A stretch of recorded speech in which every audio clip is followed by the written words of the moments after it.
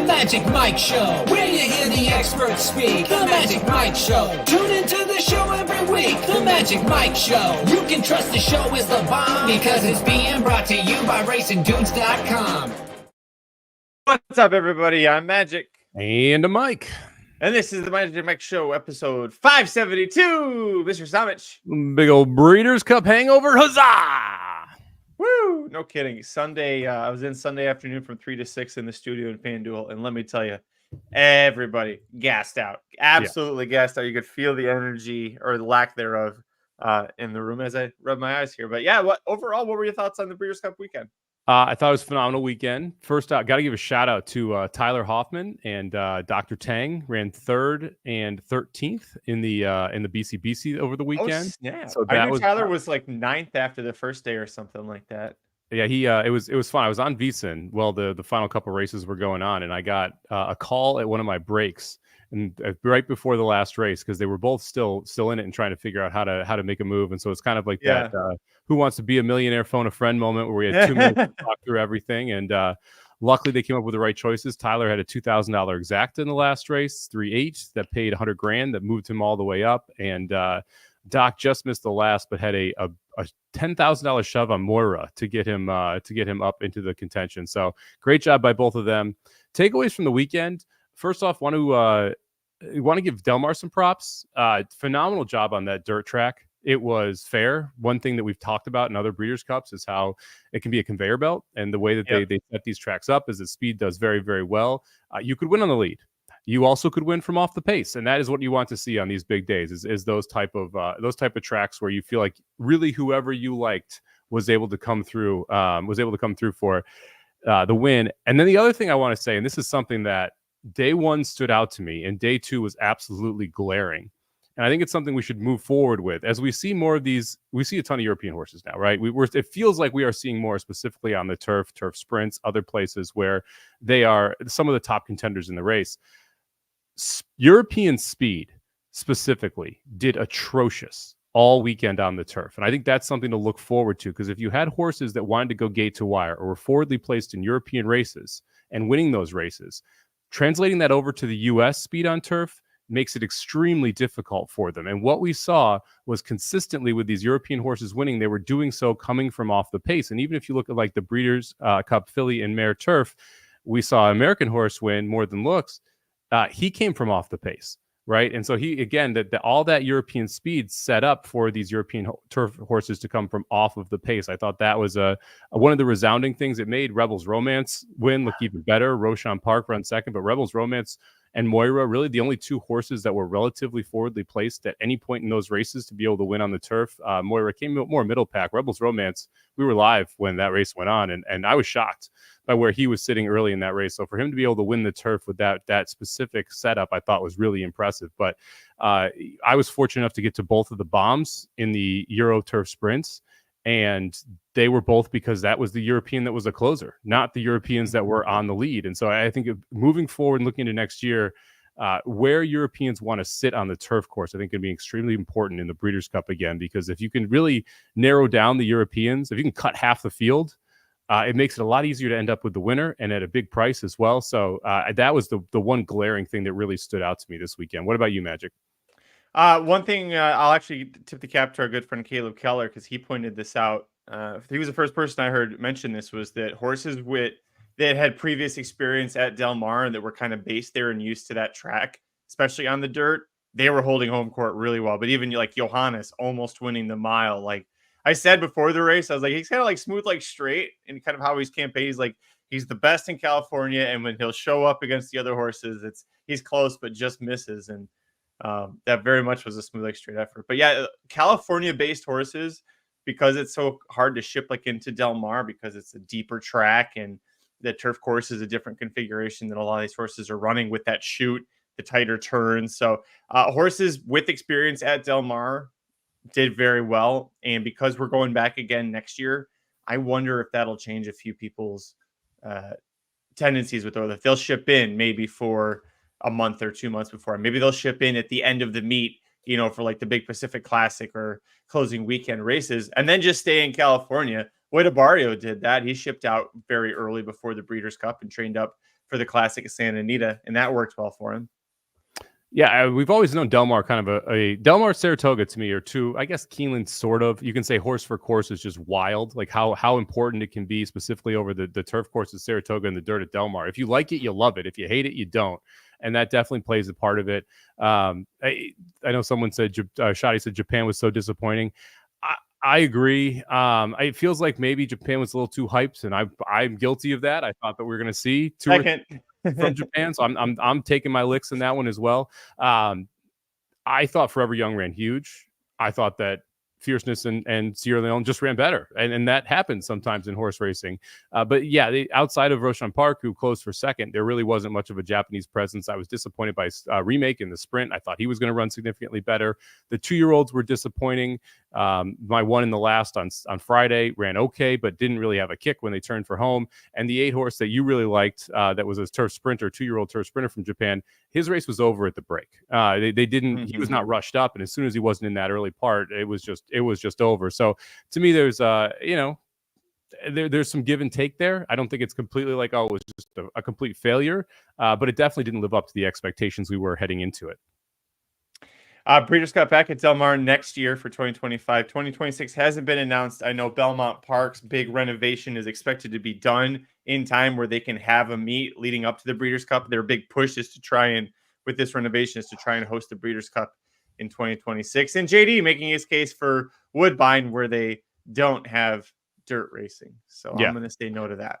I got to say, Woodbine was like of the we'll call it, I don't want to call Woodbine a boutique track. Of the smaller tracks, I have a comment for Shadi on that in a second. Of the smaller tracks, Woodbine was one of my favorite places to go for the Breeders' Cup. I thought they did a phenomenal job when it was up there. I want to say Alphabet Soup won the Breeders' Cup Classic that year. That sounds right. Cigar, I think, ran third. Awesome Again was right there too. Anyway, that was one of my favorite Breeders' Cups to go to. I thought they did a phenomenal job up at Woodbine.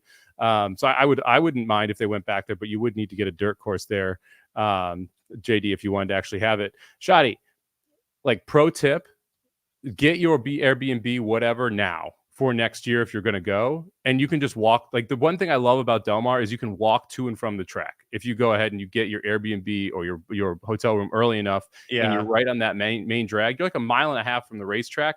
One of my favorite parts about Breeders' Cup at Lone Star was great too. One of my favorite parts, I like the little tracks. One of my favorite parts about the Breeders' Cup at Del Mar is you can literally just walk to and from the racetrack, and you just walk across that bridge. So if you are going to go there, make sure that you get one of those spots right there on that main strip. So it was it makes it a lot easier, and then you don't have to worry about rideshare. You don't have to worry about parking, which is kind of a nightmare at Del Mar when they have that many people there. Yeah, also, Shadi, for the podcast listener, Shadi was saying her only negative comment about Del Mar is the parking / rideshare setup. It is absolutely horrible. It's dreadful, the parking and the rideshare. It all just sucks donkey dick at Del Mar. Also, if Shadi's not a drinker, but if you do like to imbibe in adult apple juice, it's going to cost a ton of money. It's going to be more expensive than getting an Airbnb down there during Breeders' Cup. That's why you walk, so you can have 3 or 4 on the way to the track. That's true. That's a pro trip. Or you do what I did. No, that's not. I'm not going to talk about that one again. Smuggling alcohol in works better when you're in the press box and you can just say, I'm press, and they don't check your stuff. Yeah, we had a friend who used to put a cooler in the car, and then you could walk out in between the races to the car and grab a drink and walk back in if you didn't want to spend money too. Oh, that's smart. As long as you're not parking a mile away, which again, Del Mar, if you're like in the field on the opposite side of the track, yeah. You're buying a drink just for the walk back to your car. there are ways to pull it off if you want to pull it off, but it definitely can make it interesting. Anyways, we do have an actual show to do, so let's get into it. The Del Mar post Breeders' Cup hangover is in full effect. It's the Del Mar Late Pick 5, Saturday, November 9th, races 5 through 9. Let's get into it. Rise up.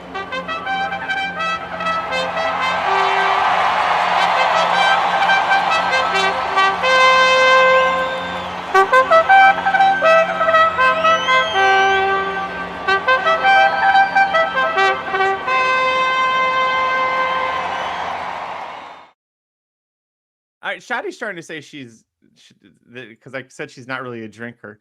I've been to a Breeders' Cup with Shoddy, and she barely touched any alcohol all weekend. That's all I'm gonna say.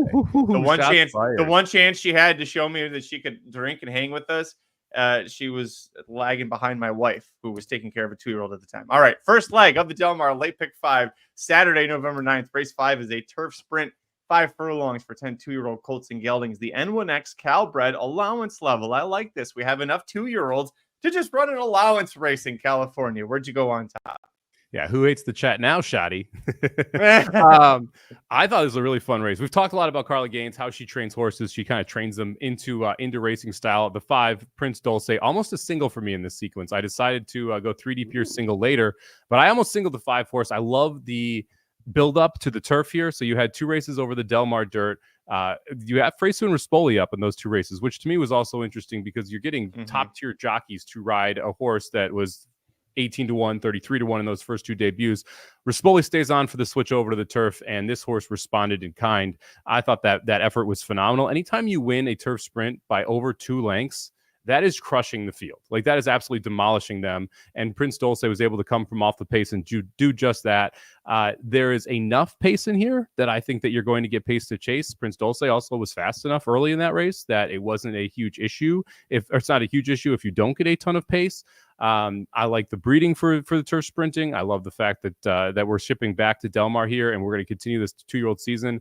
This, like you said, is a great level. The 80,000 N1X allowance for 2-year-olds is a phenomenal style of races. Gets big purses. You get good horses. It's just below stakes company. So I'm excited that we got to cover this one and that it was carded. Top pick for me going to be the 5 horse Prince Dulce, 4-1. Almost singled this one. Probably gonna have a win bet on it if Stake Fries takes as much money as I expect. So you went 3 deep. I went 4 deep. Not only did your top 3 is my top 3. I have a 4th one on the outside. We have the same top horse as well. So I agree with everything you said on the 5. Next pick, because you mentioned it, we'll talk about the favorite all the way on the outside, the number 10 Stake Fries. Now, this is a horse with a lot of turf pedigree, and you saw that when the horse took a nice step forward in the second start. First time adding blinkers, but I think it was the turf because the horse is by Sir Prancelot, who was he's pretty decent on dirt, but he's definitely better on turf producing horses. But he's also, Stake Fries is a half to multiple turf route winners named Asada Fries, who we've also covered multiple times on this show, and Gypsy Blue, who's made an appearance or 2 as well. So lots of turf breeding in the family, but the outside draw is really just going to hurt again. I think this might be the most talented horse overall if you ran them up in a straight line and said go, but man, I think the post hurts. I briefly toyed with leaving the 10 off, and I was like, nah, this horse is just too good in that maiden win. Yeah, the maiden win was really impressive. Was in the 8-10 post that day, so it was kind of more outside. I wonder if it was the blinkers that made the difference. So they put blinkers on this horse last time out, and you saw Stake Fries be much more forwardly placed. Kind of just, it wasn't on the lead, but was really a horse that was always involved. So like right behind the leaders, sitting on the outside. I think this 10 post actually favorable to kind of recreate that trip where you can be 2 or 3 wide, right to the outside of the leaders, and then kick when you get into the lane. So you're not going to get trouble. You are going to lose a little bit of ground, which is obviously a negative, but Kimura stays up. And this is a horse that's won over the course. I mean, we just talked about in the intro here how important it is to be able to have wins over Del Mar. Well, Stake Fries did just that. So that has to be a positive for Stake Fries as well. I kind of wanted to leave this horse off too, and I just couldn't get myself to do it. Yeah. So I ended up using the 10 here. The other for me was the 2, the Shillelagh here, Hanson Peralta, trainer and jockey on the Shillelagh. I'm interested to see where this horse sits. Lost to Stake Fries in the debut, but had a terrible beginning. Like, I went back and watched that replay. Never really had a chance. Was dead last in that race early because of the break. Jumped right out of the gate and was left by 2 or 3 lengths. So I'm kind of drawing a line through that one. Comes back, runs a lot better in the second effort. Had traffic at the quarter pole. That was an issue. Was still able to navigate through it and be able to get up in time. I love the post here for the Shillelagh. Going to be breaking from the inside for the first time in his career. He broke from the 9 post in the debut, the 8 of 9 post in the second race, and now we're breaking from the 2. And oh, by the way, son of the factor. We always like our factors on turf here. So I like the fact that the 2 son of the factor as well, and seems to be heading in the right direction. So 2, 5, 10 to get through this one for me. Did you use the 2 and did you stop at 3 or did you go any deeper? 3 deep. In that order, agree with everything you said on the 2. I added the 3 as well. That was the last one for me, Tim Teen. It's kind of the unknown A horse broke the maiden on debut for our good friend Luis Mendez, and then added an owner, Mayberry. It's now Kasparov, Letherman, and Mayberry, which sounds like a law firm. But Probably they got the horse moved to Doug O'Neill and went 3 straight dirt sprint stakes. And you respect them trying it, but it didn't really work out. And so now they're going to try turf sprinting. And I like the try at this price. You're getting Frizu aboard. He's tremendous on the turf. He's a great jockey overall, but tremendous on the turf. And from a sire standpoint, I looked at Stanford. He actually produces 18% turf sprint winners, which is well above average. He has siblings that are 2 for 12 turf sprinters, 16%. So there is some breeding that suggests the 3 should handle it. He was talented enough to break his maiden on debut and be third in his stakes at Pleasanton. It's just a matter of trying to find the right spot for him. Yeah, I'm not a live or die by Tomlinson numbers person. So if you use DRF, the little numbers inside the parentheses are the Tomlinson ratings, and they range anywhere from, you'll see as low as like high 100s to low or high 400s. Tim T, the highest Tomlinson rating for the turf sprint, for the turf at this distance. So that says that he is bred to really handle this. And you look at Stanford, like you said, 18% turf sprinting, 11% turf routing. So clearly a better turf sprint sire than turf route sire. So I don't hate it if you're taking a shot. The trip is a question for me. Like, are we going to try and be forwardly placed and then go right to the lead and then cut back or what? But those are some good horses. Like our Heisman, we saw on Breeders' Cup weekend, Style Cat, very good horse as well. So has been facing good horses. The one that almost made the ticket for me was the 9 horse. Just Trust Me. This was the last off. Clearly, just pure gate to wire horse, right? Is this horse going to be able to go right to the front? Has never touched turf, so that's the big question mark. But the breeding says should at least be able to handle it. And I think the 9 is the fastest. I don't know if he'll be able to hang on, but I was a little interested in the 9. Did you look at him at all? Yeah, he is interesting. Again, the post with that speed like that. We'll see just how fast he is trying the turf. I remember from having to cover Pleasanton a lot. I remember that horse. So, yeah, he's interesting. Didn't make the ticket for me, but if you think the speed, especially with a couple scratches, that I think improves his chances. The second leg of the Del Mar Late Pick 5 on Saturday, November 9th, race number 6 is a 1-mile dirt route for 9 males, 3 and up. Non-winners of 2 lifetime in for $16,000 or $14,000. Claiming tags. 3 of the 9 in here taking that weight allowance for a cheaper price. Where'd you go on top?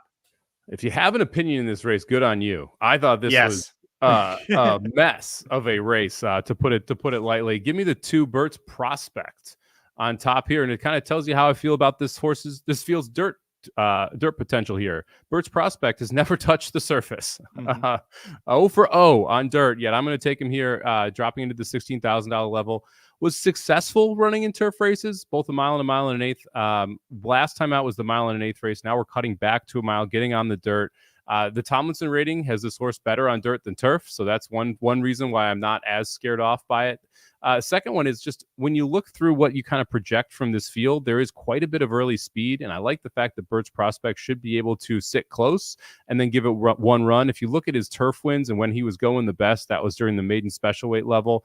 He was kind of, let's say, 3-4 lengths off the lead on average, and then made a run and made it close or won the race. I think you're going to get a very similar trip here from the 2 posts. Quite a bit of horses that I think want to be forwardly placed, and none of them that I'm really all that concerned about being able to go gate to wire.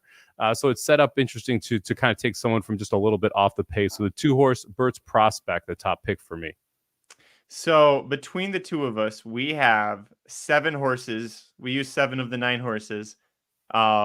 6 of the 9, sorry. We have 1 agreement, and we went 6 of 9 through here. This is an all race if you wanted to kind of go back to what you were talking about.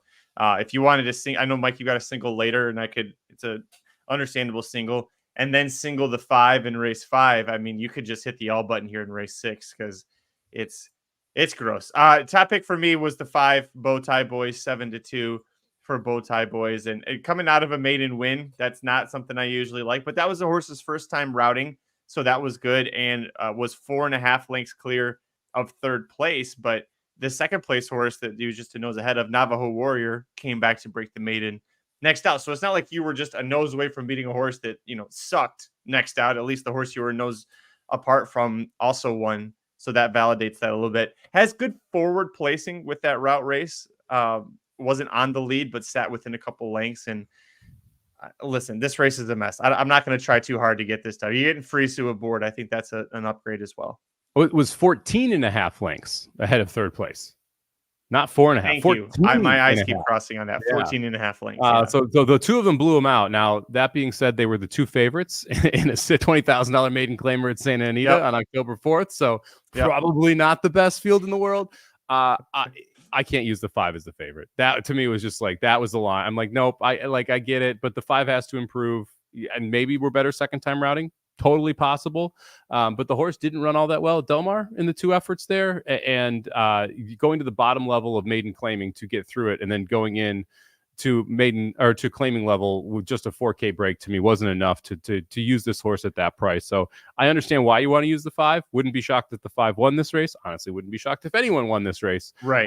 But not at that price for me. Second pick, give me the 7 here. Mojo or Midnight Mojo. Jerry Hollendorfer bringing this one back after a short layoff, couple months here, entering back at the same level that we saw this horse last time. Ran a good second and a good third in the 2 previous efforts over this Del Mar course. So you know that at least doesn't hate the course. Horse again that should have some early speed. I expect this one will be a little further back, but again, I think there is quite a bit of pace that wants to quit in this race. And I think the 7 is one of the logical horses to be able to make a run coming after it. Also, you know, it's Hollendorfer. He's one of those guys where if you think he's got a shot, it's not a terrible person to use here. You got 8% so far on this year, but this is one of those Hollendorfers off the layoff that I have a little bit more faith in, especially considering the distance and the fact that Kamara rides back as well after those 2 Del Mar mile races. So I'll take a horse in the 7 that seems to like the course, and the price is decent at 6-1. 7 fits at this level at this point. It broke the maiden in a $80,000 futurity race in Emerald Downs as a 2-year-old, and is still in that N2L condition. Yeah. And now is 5 years old and is making career start 22. This is the right spot. I didn't use, but again, nobody's going to surprise us here. Just to the inside, I used the 6 Frost Alert 6-1. Horse is going to be in the Kelly Bana barn for the first time. And this is a horse that's class dropping. Was in the 25K level last time out, $16,000 starter allowance. The previous races before that, the horse showed good speed. Was at Los Al, went a little too quick in a 4-horse field and just threw in the towel. I'm using the 6 because you're also getting a 5-pound bug allowance with Serafin Carmona aboard. Carmona's a good jockey. Interesting story. Became a jockey in his 30s, like 36, I think, is when he started riding. So he's not like some 18-year-old kid. He's my age, which is nuts. And he's out there as a bug jockey, but he's a good jockey. So I'll use the 6, just playing the speed angle. The horse should be forwardly placed, and I got a 5-pound bug. Yeah, you went with the 6. I went with the 4 as the horse who I think is going to be forwardly placed and has a shot to win the race. I'm going to go 4 Pop de Oro's third horse for me. Went a mile for the second time in the career, but the first time on the dirt last time out. Didn't make the lead, and I thought that was kind of a mistake. They went 22-2, 46-3. This horse was sitting 2 lengths off of that pace. I think is your inside speed. I think it's the 4 or the 6 that wins the race to the first turn, and so I'm going to take the 4, who's inside, stretching out off those sprint races prior to that, and see if the 4 can make the lead. Surely a speed play again, just like your 6. It's like, I think this one's in the front, and I don't love a lot of these horses, so I'll take the 4 Pop de Oro, and then the last one on for me, the 3 Big Drinker, Peter Miller. This horse I thought ran really well last time out. It was at this level, ended up just missing. Second time in the Miller barn, was the favorite in that spot, was 4 wide around the far turn in a 6-horse field after missing the break. Yeah, I'll take a shot with a 3. So I'm 2, 3, 4, 7 here in this mess of a race. In the 4 Pop de Oro, the Arizona bred is the one horse we agreed on in this race. So if you wanted a Frankenstein ticket, that's our one. Single the 4. Single the 4. Yeah. In this race, again, if you got an opinion, God bless you for it. Race 7 is the third leg of the late pick 5 on Saturday, November 8th at Del Mar. And this race is a mile on the 16th turf. We're out 9 fillies and mares at the conditional allowance level. Where did you go on top here? See, this race I think is a little more fun. I liked this race, Magic. And anything's more fun than 16K non-winners of 2 lifetime. But yes, that's fair. Go ahead. That's fair. Give me the 1 horse. Venganza here, 8-1 on the morning line. Rispoli rides back for Mandela. The last race was an absolute mess. Got stomped by 1 Magic Filly. Scary fast ride. Those are some pretty good dirt horses in California in that 40,000 N1X level. This feels like a turf horse. You've got Warfront on the bottom, Curlin on the top. So turf pedigree, both of them. The turf sprints I thought were the best 2 races for this filly. If you go back and you watch those, specifically the one 3 back, I thought was really impressive. Was able to close at 6 furlongs at Santa Anita, so the flat, not the down the hill at Santa Anita. Was flying late, just kind of ran out of room. I don't think this horse really wants to go short. It feels like this is more of a horse that wants 2 turns, wants that mile and a 16th distance. The one time she's gone 2 turns was at Santa Anita in the grade 2 Santa Anita Oaks. All right. Where she finished right around mid-pack, which is not a bad effort considering who she's facing coming back today.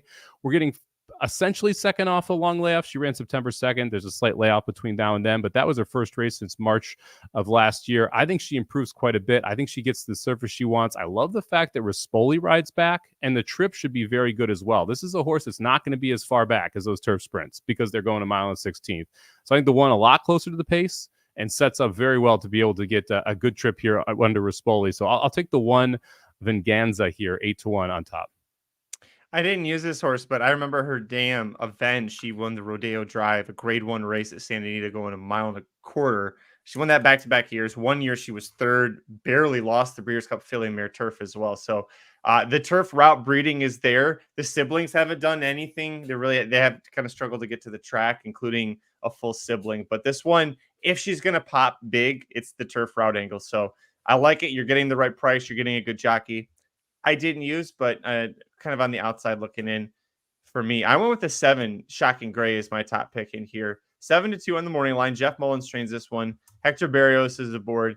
And I think it's interesting that Barrios is going to be back aboard her. He was on 3 times last year in 2023, but she didn't win any of those spots. The best was a third in a Kalleward Stakes race. But Hector shows up here after riding the 2 in 9 of her 10 races. And I thought that was pretty telling that up and coming horse like the 2, a barn that he rides for a lot, Craig Lewis, he's going to stick with the 7 here. So Shocking Gray, she's going to need pace to chase, right? Like she is a dead set closer, but the way that the turf course was playing Breeders' Cup weekend as a whole was like, boy, it was really tough, especially 2 turns to try to go gate to wire. And I think with the 8 being on the outside, the 9 being on the outside, they're going to have to use up some speed going down the chute, getting into position. So I'm hoping that they kind of run each other out, maybe the 4 as well.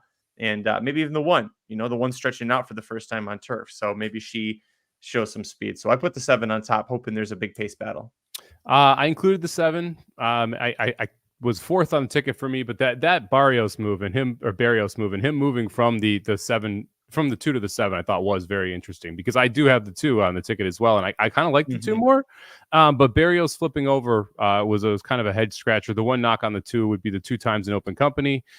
She ran 4th and 3rd. She's been ultra consistent against state-bred horses, but we are facing open company today. So a little bit of a step up there, also stretching out to a mile and 16th for the first time. I don't think either of those are going to be a big problem for the 2, but some knocks on her with the fact that Barrios leaves and the fact that she hasn't beaten open company.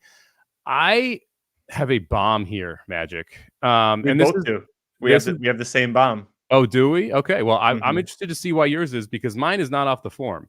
The 3-horse Lady Claypool is a trip trouble horse for me. I have notes on this horse's last 2 races. I thought both of them were awful trips. Got in trouble at multiple points. The first race specifically, she had a bunch of issues around the first turn. The last race, she had a bunch of issues around the second turn. I don't think we've seen Lady Claypool run. I think that you still have a big-time opportunity to get the best out of her. And so I'll take the 3 at 12-1 because of trip notes that I have on her in the last 2 races. That's exactly it as well. It's for me more so even last race at Santa Anita because she was making a move. So there was pretty much the winner Mahina was gone. But there was a big photo you actually see was a dead heat for second. There was a 4-horse photo for second, I think there. And the horse that ultimately was 4th, but right there in that photo, Lady Claypool was moving with her down the backstretch, through the turn, looking great, got the inside trip. And then that horse kind of came over on her. I was actually surprised watching the replay a few times that there wasn't an inquiry or objection or anything. But I also think it's telling, Mike, that 2 races now with trip trouble notes that you're talking about. Herrera he's only ridden this horse twice. It was both of those starts. And he doesn't ride that often for Baltus.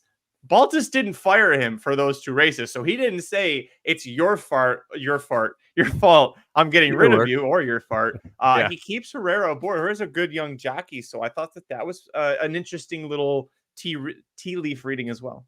Yeah, I like the fact that we're not in for a tag as well. This is like what, the 5th, 6th, 7th effort at this level, and yet we've never decided to go in for a tag. We still believe that this is where we compete, and the prices that were 43, 27, 29, 15. So like this is clearly one of those horses where the barn believes a little bit more than the bettors do, and the trip over the last 2 I think makes some sense there to kind of believe with the barn here as well at the 12-1 price. Also note that we're stretching back out to a mile and 16th. I think a mile and 16th is better for her than a mile, which is what we went last time. So I think the added distance is a positive. The post should be good, and the price is right at 12-1. So hopefully this would have probably been a stable up horse, honestly, off the last couple races. Hopefully that defunct segment over on the YouTube channel is now can get us another home here. There you go. The penultimate leg of the late pick 5 at Del Mar on Saturday, November 9th. Race 8 is the Cary Grant Stakes. It's only a field of 5. We've got Callowbreds going 7 furlongs, so a tricky distance. We're later in the year, so a lot of horses kind of starting to lay up, wait for the start of the next campaign. Big City Lights, your 7-5 favorite, has got to be so happy that the Chosen Brawn isn't here and that he's not facing. Because you look at this horse, first of all, back-to-back years runner-up in this race behind the Chosen Brawn. At this distance in 5 starts, he's never finished worse than 3rd. He only has one win, but 3 of those 4 defeats, Mike, they came to the Chosen Brawn. He was behind the Chosen Brawn in 3 of those 4 defeats. He's like, thank God that mother effer's gone. He didn't show up here after they made him miss the Breeders' Cup Sprint.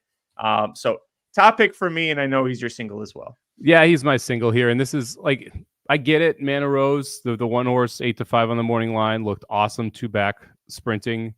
That was at Los Alamitos. We've always talked about how that Los Alamitos to turf pedigree kind of goes back and forth, and that's what it looks like here for Mana Rose. So I'm not going to trust that Mana Rose is able to go gate to wire here. And you mentioned Big City Lights and losing to Chosen Brawn.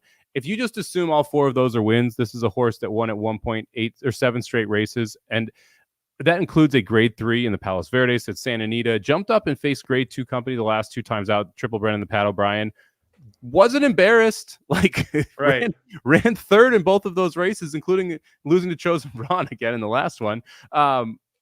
This is a huge drop in class. Like, it's just a massive drop in class for Big City Lights to drop from a competitive grade 2, dropping down into state bred company. And like you said, you don't have the Chosen Brawn in here. Big City Lights should be able to sit either just outside of Mana Rose, has enough really speed to stay in touch, or you have Curlin's Chaos and Mana Rose go together. I think it's Big City Lights. I think he's out of here, so I'll take the 2 as the single in the sequence for me. I did use the 1 as well underneath. I know I'm buying the 2 short prices here, but I figured the only way Big City Lights loses is if Mana Rose just blitzes from the rail under the Candyman, Edwin Maldonado, and just doesn't come back to him. And it could happen. He's coming back from a couple of mile races, including that big 8-length win at Los Al. But no problem with singling Big City Lights. I just thought if he's going to be singled a lot, it's a short field. If he loses, it's because this horse goes gate to wire. Yeah, I mean, I would almost take a shot with the 5 or the 4 instead of the 1 if I was going to try and like upset the apple cart here. Curlin's Cast, I thought was good 2 back over this Del Mar course going 7 furlongs. Really interesting campaign with this horse. It's turf, it's dirt, it's long, it's short. You never really know what's next, and so that can be difficult to assess. Rarely do you see a horse with a 74 early time form rating go 22-44 to a half and win a 7 furlong stakes, but that's what Curlin's Chaos did. 2 back over this Del Mar course. And then None Above the Law I thought was a little interesting, dropping in class, cutting back. But I just, to me, it's going to be tough to get around Big City Lights. None Above the Law. It feels like Parabon's trying to figure out what the hell this horse wants to race, and there's so few options in California for him that he's just throwing him wherever he can. He's like, the horse is ready. Where's the race? Okay, go in this race.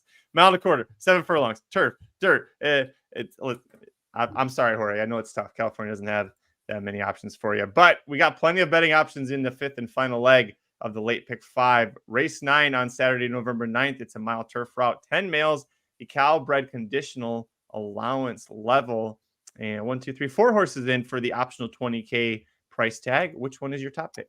Another trip note horse for me. It's fun when we get two of those in one show. The 2-horse Big George. Barrios is going to ride back for the 4th straight time on this horse. The last 2 races were pretty brutal.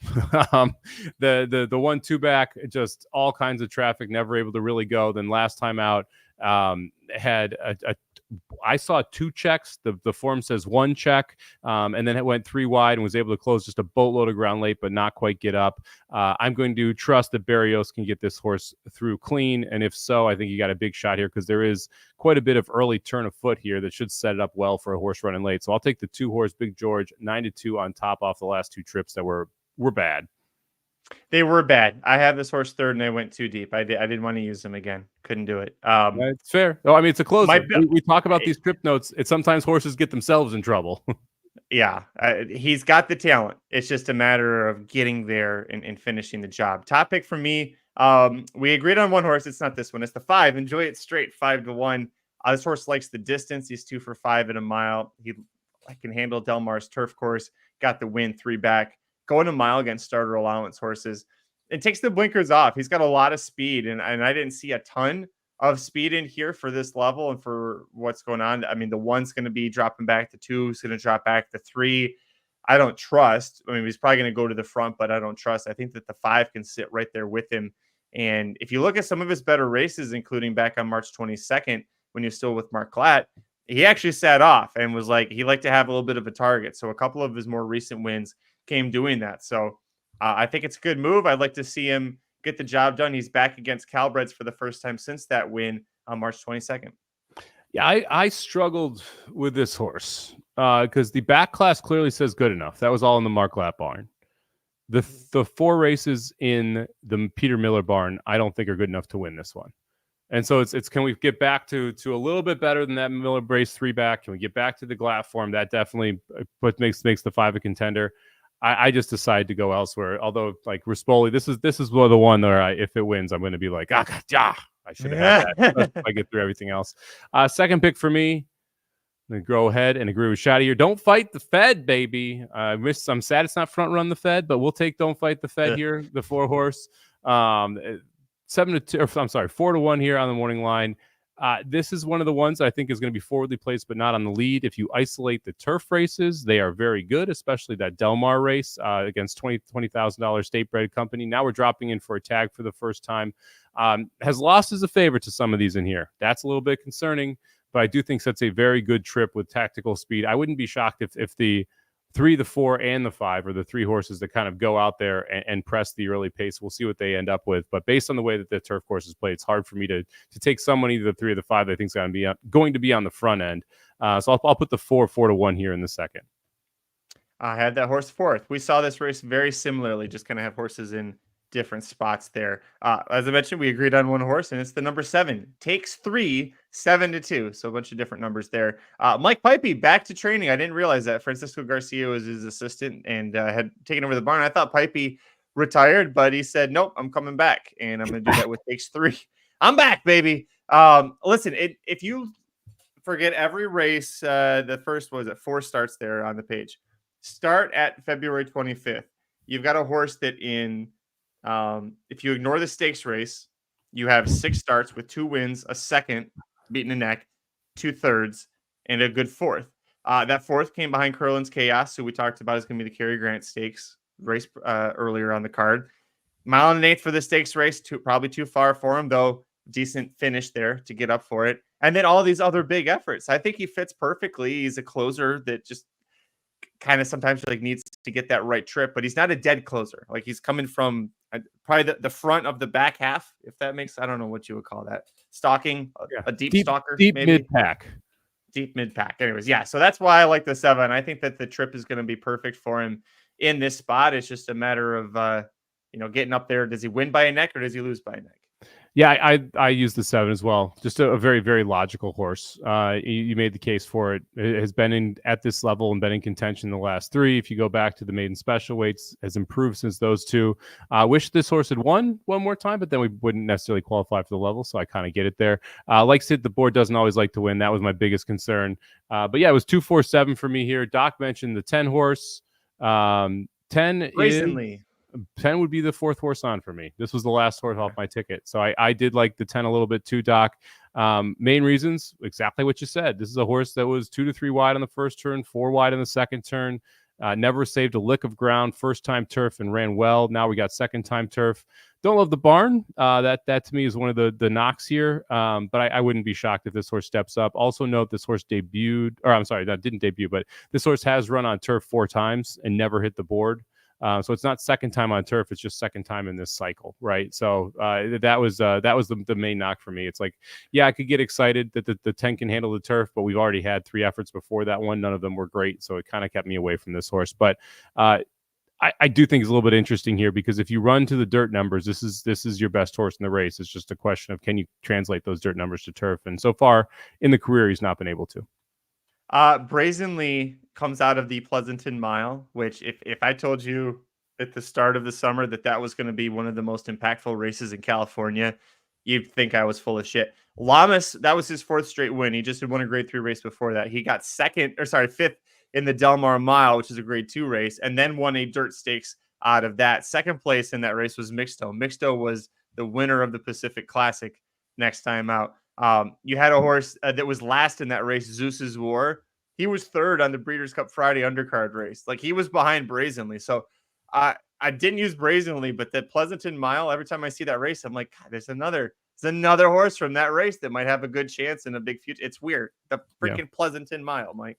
Every now and then the Springboard Mile matters. Every now and then the Pleasanton Mile matters, right? And it seems like this was one of those years that it did. That's going to do it for Mike and I. Thanks for joining us to talk about the late pick 5 at Del Mar on Saturday, November 9th. We'll give it our tickets one final time for the podcast listeners. If you're watching the video, the stream, take a look down below. We'll have it right there for you. We each have $72 tickets for 50-cent bases. Excuse me, I'm going to start off. I'm going to go 2, 3, 5, 10 with 4, 5, 6 with 2, 3, 7 with 1, 2 with 5, 7. That's my $72 ticket. What's yours? I'm going to play 2, 5, 10 with 2, 3, 4, 7 with 1, 2, 3, 7 with 2 with 2, 4, 7 to close it out. $72 as well. Over at racingdudes.com, they've got a lot of Breeders' Cup stuff up right now. So the Breeders' Cup reactions, Aaron's got a lot of videos on the YouTube channel you can check out. You got a video of this woman talking about something of some sort in that ad. And then also some highlights about some recent cashes that the Racing Dudes Premium products have had, and Kentucky Derby Future Wager. After watching the Breeders' Cup Juvenile, I was like, all others, absolutely take all my money, because there is not a Kentucky Derby winner at all in the Breeders' Cup Juvenile, unless East Avenue recovers, which he could, but he's the only one I'd want in the Kentucky Derby from that race. I would tend to agree with you. 29-1 seems awfully short on Citizen Bull, since that wasn't even the best Baffert heading in. Yeah, I really honestly don't think we've seen the Kentucky Derby winner race yet, so we'll see. Let us know what you think about that, though. Go ahead. What odds would you have Kentucky Derby 2025 Kentucky Derby winner debuted in 2024? 2024 versus 2025. 2024 minus 140. Well, see, we've got a couple months still. We've got the Stars of Tomorrow 2 card at Churchill, and that's always a lot of fun at the end of the month. So I would say post Breeders' Cup is when the Derby winner debuts. How about that? Well, I'm trying to set it up so it's hard to pick. Pre Breeders' Cup, I think it's pretty easy. You're saying it's post Breeders' Cup. Correct. And yeah. So I'd say minus 160 2024 to plus 140 2025. Which one are you betting? Ooh, if you're giving me plus money on 2025 like that, I'll go that way. All right, there you go. Yeah. Go ahead. I was just gonna say I was gonna switch off horse racing. So if you have a horse racing thing, let's go to that first. There was one. Shadi, see if I can get it to show up. So Shadi said that she's over there on the right side, like under our logo. She and our friend Alex, who's in the live chat sometimes, they're over there in that photo somewhere. I have to zoom. Can you zoom, Magic? Get your zoom on. So she said, I don't know. I didn't see her. I just what she had said in the comments. So yeah. You have to. We'll look at the pictures that you put up on Twitter and see if we can recognize you by outfit there. Michael Olson, tell us who you think the Derby winner is going to be, so we know who's not winning it. Which Baffert is it, Michael? Yeah, which Baffert is it? Which one's dead? Which one's the juice one? Which one's the juice? The one with 4 legs and a tail. Yeah. Oh, wow. That's good. That's good. Football. We got a good game tonight, Magic. Thursday night. Remind me who's playing. I've already forgotten. We got Ravens and Bengals in Baltimore tonight. That's right. Should be a fun one.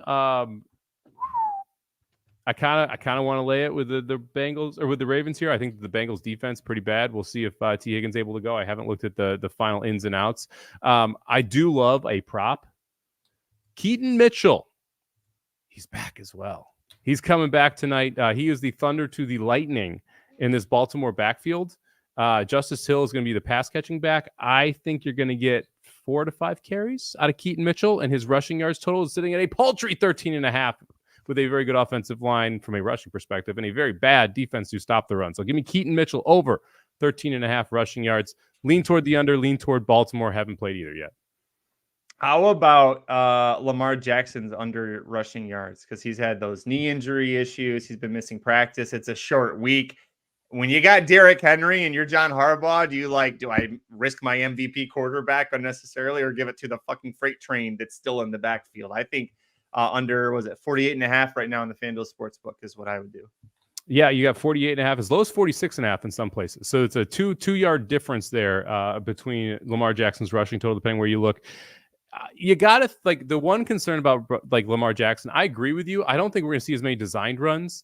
Dude can just take off when they call a pass play and goes for 20. Like, it's hard to go to play the unders in Lamar Jackson's rushing totals, especially in division games. Because if this is close, he's more likely to run. Then it makes it a little more difficult. Yeah, Magic did do that on purpose. He was showing off the guns. He does that all the time. I was not. I am off to the gym as soon as we get done, though. Oh, see, look at that. Now he's saying he's off to the gym. He was probably. Well, that's why I'm in the ripped sleeve, like the Bill Belichick hoodie. Wait, do you have your weight behind you? Do you have your weight back there? So you're pumping before the show just so that that they pop? Yeah, see? Actually, I know Magic. I can't. The screen is too bulky to maneuver, but here, I'll just. Yeah, see? He was making sure he was getting it going before the show. I've seen this. Yeah, baby.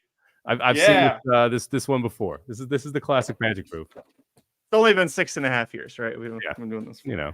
Thank you everybody for joining us. We're gonna get out of here, but good luck betting this weekend. Make sure you follow us on Twitter. I'm at Curtis Kalleward. He is at Somobomb 18, number 1, number 8. No comment on that one, Dr. Tang, who also might be writing me some prescriptions. So be careful about throwing rocks at glass houses there, Doc. He is my main physician. That's true. He'd make somebody else do that. He yells at one of the poor assistants there. I am off to Mexico this weekend with the family, so that'll be fun. So I'm not going to be on FanDuel TV for over a week. However, you can still catch us, and by us I mean the better half, Mike, on VSiN. What's your schedule like? I'll be on tomorrow, 3:30 Pacific, 6:30 Eastern for a quick little hit at everything NFL. Then I'll be on Saturday from 4 to 7 Pacific, 7 to 10 Eastern, and Sunday from 5 to 8 Pacific, 8 to 11 Eastern. The Sunday show, I know it's during Sunday Night Football.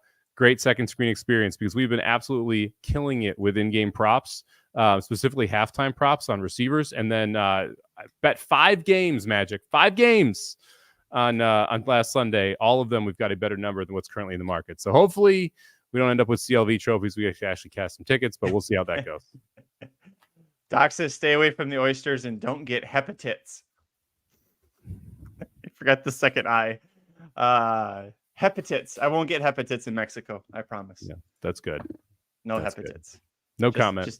Just notes. Thank you, everybody. We'll be back next Thursday. I'll be back in town. I'm only going to be gone until Tuesday. So we'll see you next Thursday. Until then, I'm Magic. And Mike.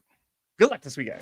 The Magic Mike Show, where you hear the experts speak. The Magic Mike Show. Tune into the show every week. The Magic Mike Show. You can trust the show is the bomb because it's being brought to you by RacingDudes.com.